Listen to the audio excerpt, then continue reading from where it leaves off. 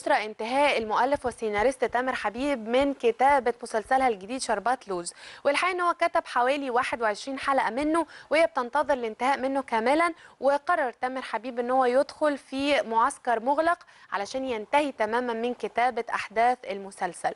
هيشاركها البطولة الفنان سمير غانم، أمير كرارة، والإخراج لخالد مرعي. انضمت الفنانة نهال عنبر لأسرة مسلسل حفيد عز، وبتجسد شخصية حماة الفنان أشرف عبد الباقي اللي دايما بتبقى على خلاف وصراع دائم معاه. وبيشاركهم البطولة الفنانة مها بوعوف والفنانة فادي عبد الغني والفنان إدوارد وعدد كبير جدا من الفنانين والفنانات.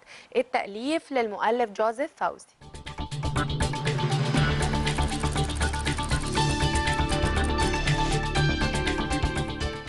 مشاهدينا وبكده وقت حلقتنا يكون خلص مع حضراتكم. سعدنا كثيرا بلقائنا بيكم ونتمنى كمان نكون اسعدناكم.